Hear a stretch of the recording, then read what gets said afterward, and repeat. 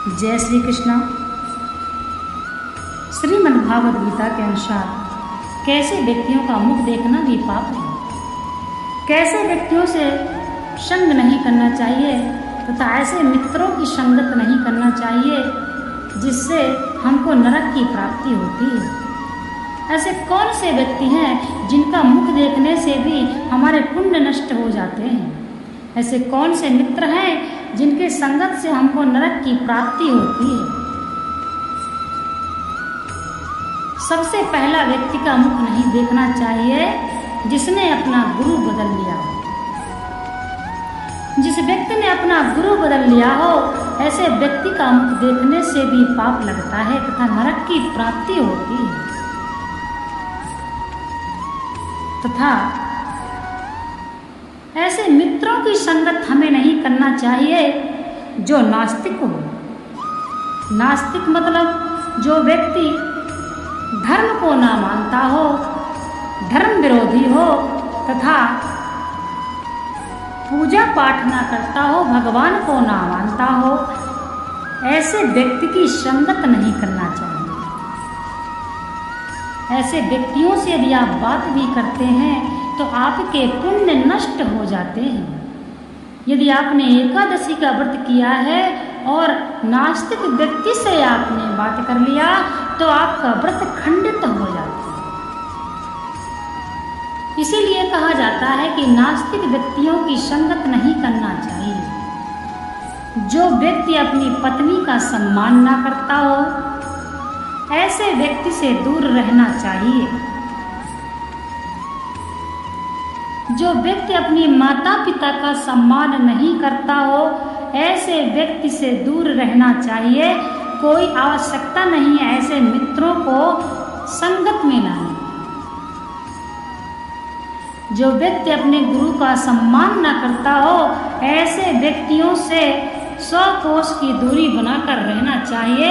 वरना जो भी आप पुण्य कर रहे हैं, जो भी आप व्रत कर रहे हैं, जो भी आप पूजा पाठ कर पा रहे हैं वह आपके नष्ट हो जाएंगे। इसीलिए यदि आप भक्ति के मार्ग पर चल रहे हैं तो भक्ति के मार्ग पर चलने वालों की ही मित्रता रखिए। यदि कोई दारू पीता है व्यक्ति और एक अच्छा खासा व्यक्ति उससे मित्रता बना लेता है तो वह उसको भी दारू पिलाना सिखा देता है। मित्र मित्र कहकर, अरे मित्र की छोटी सी बात नहीं मान सकते तुम तो कैसे मित्र हो, ऐसी बातें कहकर अगला भी बिगड़ जाता है। इसलिए संगत का असर बहुत ही जल्द हो जाता है। इसलिए ऐसे व्यक्तियों की संगत नहीं करना चाहिए जिससे हमारे लक्षण खराब हों तो हमारे जीवन में बाधा आए और जिन मित्रों से हमारा परलोक बिगड़ जाए ऐसे मित्रों से हमें संगत भूल कर भी नहीं करना चाहिए। मित्र बनाओ तो ऐसे बनाओ जो हमारा परलोक सुधार दे। गुरु बनाना क्यों आवश्यक होता है कि गुरु ज्ञानी होते हैं और गुरु हमको सही मार्ग दिखाते हैं। इसलिए गुरु जो होता है वह परलोक सुधार देता है। वाल्मीकि जी एक डाकू थे, चोर थे। लोगों को मारकर रास्ते में अपने बच्चों और माता पिता पत्नी का भरण पोषण करते थे। परंतु नारद जी उनके गुरु बनकर गए और उनको थोड़ी सी समझा दिया तो वह ऋषि बन गए जिनको भगवान भी प्रणाम करते हैं। अर्थात वह भगवान के भी गुरु बन गए। इसलिए कोई छोटा बड़ा नहीं है। जो व्यक्ति अच्छे कर्म करता है वह व्यक्ति पूजनीय है। मनुष्य बिल्कुल पूजनीय है। यदि अच्छे कर्म करता है तो मनुष्य पूजनीय है। साधु संत भगवान का ही रूप माने जाते हैं। इसीलिए कहा जाता है कि साधु संत भक्ति मार्ग में होते हैं। तो साधु संत इसीलिए पूज्य होते हैं। इसलिए भगवान ने भी उन्हें भगवान की ही उपाधि दी।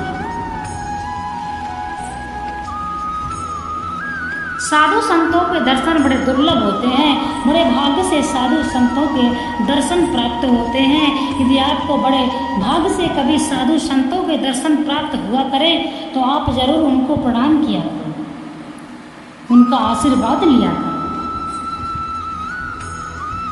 अब मुहि भा भरोस हनुमंता, बिन हरि कृपा मिले नहीं संता। संतों की दर्शन कब तक प्राप्त नहीं होते हैं, जब तक ईश्वर की कृपा नहीं होती है। यदि हमारा मन भक्ति करने का है, यदि हमारा मन कर रहा है कि हम भी पूजा पाठ करें, अरे हम भक्ति करें, भगवान को स्नान कराएं, भगवान के नाम का जप करें, तो इसका मतलब यह नहीं है कि आप भगवान को ढूंढ रहे हैं। इसका मतलब यह है कि आपने भगवान की आपकी भगवान ने सुन लिया है, आपको ही भगवान तराश रहे हैं। जो हो रहा है वह ईश्वर की इच्छा से हो रहा है, और जो होगा वह भगवान ही करेंगे। अंत भी वही है, प्रारंभ भी वही है। इसीलिए आरंभ और अंत इसकी चिंता नहीं करना चाहिए। आरंभ भी उसकी इच्छा से ही होता है और अंत भी उसकी इच्छा से ही होता है। हम तो एक अल्पज्ञ हैं, मनुष्य अल्पज्ञ है, मनुष्य कुछ भी नहीं जानता है। मनुष्य तो सिर्फ क्या देखता है, क्या समझता है। मनुष्य को किसी भी चीज़ का सुख नहीं है, संतोष नहीं है। मनुष्य को सिर्फ संतोष है, सुख है तो पल का। इसीलिए कहा जाता है कि यह जो आत्मा है वह किसी भी चीज़ से संतुष्ट नहीं होती है, क्योंकि वह भगवान से मिलने के लिए बनी है। आत्मा और परमात्मा का मिलन ही संतुष्ट है। जब तक यह आत्मा परमात्मा से नहीं मिल जाती है, तब तक यह आत्मा कभी भी संतुष्ट नहीं हो सकती है।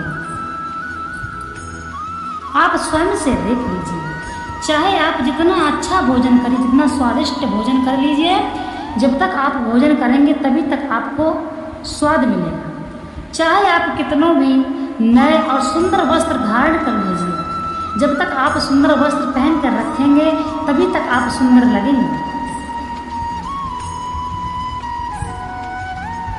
इसीलिए पल पल का मनुष्य सुख भोग रहा है, पल पल मनुष्य देख रहा है, पल का सुख मनुष्य देख रहा है बस। इसलिए ऐसा गुरु बनाइए जो आपका परलोक सुधार दे, और ऐसे मित्रों की संगत कीजिए जो आपका परलोक सुधार दे।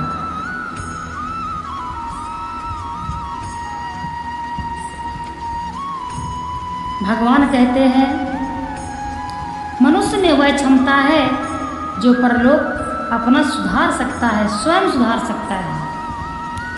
मनुष्य कमजोर नहीं है, मनुष्य सर्व गुण संपन्न हो सकता है, परंतु कैसे?